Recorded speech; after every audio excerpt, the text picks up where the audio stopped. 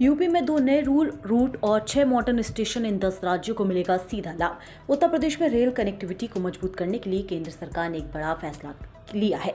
गाजियाबाद से सीतापुर तक प्रस्तावित तीसरी और चौथी रेल लाइन परियोजना को अब आगे बढ़ाकर सीतापुर से बुडवल तक 96 किलोमीटर अतिरिक्त विस्तार देने की मंजूरी दी गई है। इस विस्तार के बाद ही पूरा रेल कॉरिडोर देश के सबसे महत्वपूर्ण लॉजिस्टिक मार्गों में शामिल हो जाएगा, जो उत्तर भारत से पूर्वी भारत तक कनेक्टिविटी को और मजबूत करेगा।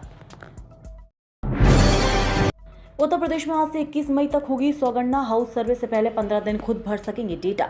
उत्तर प्रदेश में जनगणना के पहले चरण में 22 मई से हाउस सर्वे शुरू होगा, जो 22 जून तक चलेगा। इससे पहले आज 7 से 21 मई तक स्वगणना होगी।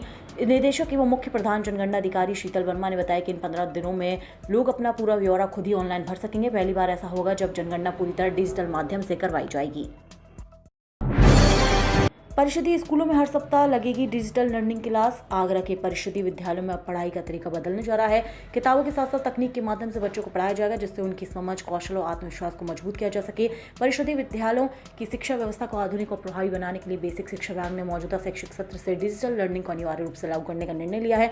अब कक्षा 6 से 8 तक के विद्यार्थियों के लिए सप्ताह में कम से कम एक पीरियड डिजिटल लर्निंग का होगा, जिसमें बच्चों को तकनीक के माध्यम से पढ़ाया जाएगा।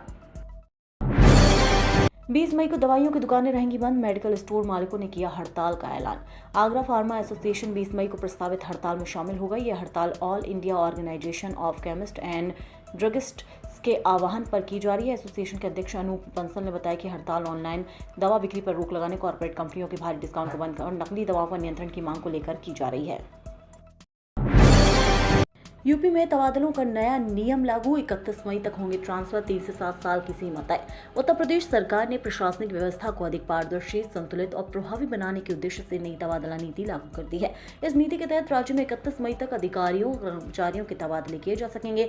मुख्य सचिव एसपी गोयल ने इस संबंध में सभी अपर मुख्य सचिव, प्रमुख सचिव और सचिव स्तर के अधिकारियों को विस्तृत दिशा निर्देश जारी करते हुए पत्र भेजा है। बरेली में स्मार्ट सिटी की तर्ज पर विकसित होगी नई टाउनशिप। बरेली के परसाखेड़ा में बनने वाली आधुनिक टाउनशिप को व्यवस्थित बनाने के लिए बड़ी पहल शुरू कर दी गई है। बरेली विकास प्राधिकरण और उत्तर प्रदेश आवास एवं विकास परिषद ने शहर के विस्तार और सुंदरीकरण के लिए नई टाउनशिप का खाका खींचा है। पीलीभीत रोड व परसाखेड़ा जैसे क्षेत्रों में प्रस्तावित ये टाउनशिप न केवल आवासीय जरूरतों को पूरा करेगी, बल्कि भविष्य के बरेली के लिए एक स्मार्ट मॉडल के रूप में भी उभरेगी। यूपी में लगाए गए 85 लाख स्मार्ट मीटर से हटेगा प्रीपेड सिस्टम, पोस्टपेड की तरह करेंगे काम। लखनऊ सहित प्रदेश के अन्य जिलों में स्मार्ट मीटर योजना के विरोध को देखते हुए सरकार ने अपने कदम वापस खींच लिए हैं। अब ये योजना ठंडे रास्ते में डाल दी गई है और प्रीपेड स्मार्ट मीटर को पोस्टपेड में बदल दिया जाएगा। प्रदेश सरकार के इस कथन से उपभोक्ताओं को राहत मिली है। प्रदेश में अब तक 85 लाख स्मार्ट मीटर लगाए जा चुके हैं, लेकिन लगाने के साथ ही समस्याएं भी सामने आने लगी, जिसको लेकर विरोध प्रदर्शन शुरू हो गया था। सपा और आम आदमी पार्टी ने स्मार्ट मीटर को लेकर प्रदर्शन किया। पश्चिम बंगाल के नतीजों से यूपी में बीजेपी को मिली नई ऊर्जा। पश्चिम बंगाल चुनाव के बाद भाजपा में काफी उत्साह है, खासतौर से यूपी बीजेपी की इस चीज से नई ऊर्जा मिली है। वजह यह है कि 2024 के लोकसभा चुनाव में यूपी ही वह राज्य था जहां बीजेपी का प्रदर्शन काफी निराशाजनक रहा था। तब से यूपी बीजेपी उस दर्द से उभरने की कोशिश में जुटी है। यहाँ अगले साल विधानसभा चुनाव होने, विधानसभा चुनाव 2027 की तैयारी में जुटी यूपी बीजेपी में पश्चिम बंगाल के नतीजों ने एक नया उत्साह भर दिया है। प्रयागराज में जाम का खेल खत्म। 7 फ्लाईओवर बदल देंगे ट्रैफिक की तस्वीर। प्रयागराज में ट्रैफिक जाम अब सिर्फ परेशानी नहीं, बल्कि रोजमर्रा की बड़ी चुनौती बन चुका है। ऑफिस जाने वाले लोग हो या स्कूल कॉलेज के छात्र, सभी को घंटों जाम में फंसना पड़ता है। ऐसे में सेतु निगम की ओर से तैयार की गई नई योजना शहर के लिए बड़ी उम्मीद लेकर आई है। 7 प्रमुख चौराहों पर फ्लाईओवर निर्माण का प्रस्ताव तैयार किया गया है, जिससे ट्रैफिक का दबाव कम होगा और शहर की रफ्तार तेज होगी। ये योजना लंबे समय से चली आ रही जाम की समस्या का स्थायी समाधान मानी जा रही है। हाईकोर्ट ने कहा, संवैधानिक पदों पर आसीन व्यक्तियों के नाम के साथ माननीय शब्द लगाना अनिवार्य।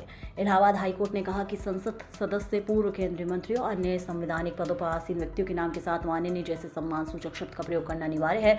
कोर्ट ने स्पष्ट किया कि किसी भी प्रकार की व्यक्तिगत नाराजगी या परिचय के आधार पर ऐसे पदाधिकारियों को बिना सम्मान सूचक संबोधन के नहीं लिखा जा सकता। न्यायमूर्ति जे मुनीर और न्यायमूर्ति अतरुण सक्सेना की खंडपीठ ने टिप्पणी एक आपराधिक याचिका की सुनवाई के दौरान की। बरेली के इन 4 अस्पतालों समेत उत्तर प्रदेश के 84 अस्पताल सस्पेंड। आयुष्मान भारत योजना में बड़ा झटका लगा है। नए पोर्टल HEM 2.0 पर जानकारी अपडेट न करने की लापरवाही बरेली के 4 निजी अस्पतालों पर भारी पड़ गई। प्रदेश स्तर पर हुई कार्यवाही में इन अस्पतालों को योजना से सस्पेंड कर दिया गया है। अब यहां आयुष्मान कार्ड धारकों का मुफ्त इलाज नहीं हो सकेगा। इस फैसले के बाद गरीब और जरूरतमंद मरीजों की मुश्किलें बढ़ना तय मानी जा रही हैं।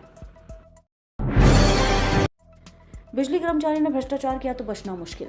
उत्तर प्रदेश में यदि बिजली विभाग के अधिकारियों कर्मचारियों का भ्रष्टाचार में नाम आया और बाकी उनकी इसमें संलिप्तता पाई गई तो उनका बच पाना मुश्किल होगा। भ्रष्टाचार में लिप्त बिजली कर्मचारियों की अब विजिलेंस जांच होगी। मुख्य सचिव एसपी गोयल ने आदेश जारी करते हुए बिजली कर्मियों की आय से अधिक संपत्ति के मामलों की जांच आंतरिक विजिलेंस से करवाने की व्यवस्था समाप्त कर दी है।